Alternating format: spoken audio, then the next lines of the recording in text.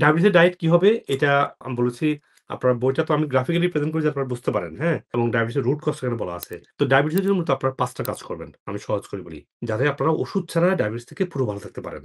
১ নম্বর কাজ হলো আপনারা শর্করা দিয়ে খাওয়াটা বাদ দিবেন। শর্করা মানে কি? ভাত, রুটি, ডাল, আলু, দুধ, ফল এগুলো বাদ দিবেন। তাহলে খাবেন কি? প্রচুর শাকসবজি, ডাল, আলু ছাড়া এবং হচ্ছে মাছ, মাংস, ডিম ন্যাচারালটা। ভাতটা আপাতত বাদ দেন। অনেকগুলো ফল আমি একদম লাল চালটা খাই। আচ্ছা লাল খাবেন কিন্তু টেম্পোরারি খাইয়েন না আপনি। টেম্পোরারি লাল চালটাও খাইয়েন না।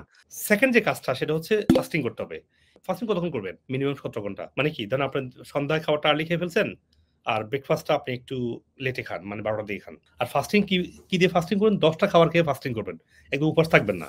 এটা আমার বইতে বলা আছে চ্যাপ্টার ৪ এ, হ্যাঁ? ৩ নম্বর কাজ কি? ৩ নম্বর কাজ হলো এক্সারসাইজ।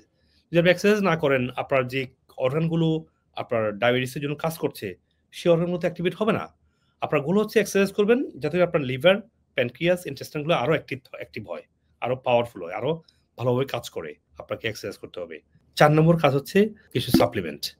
সাপ্লিমেন্ট ডায়াবেটিসের আর্লি স্টেজ লাগে না, কিন্তু একটু যদি বেশি হয়ে যায় আপনাকে সুগার ব্যালেন্সার খাওয়া লাগবে। Very, very careful. আর ৫ নম্বর হচ্ছে regenerative therapy, ozone therapy, acupuncture এবং স্টেম সেল থেরাপি।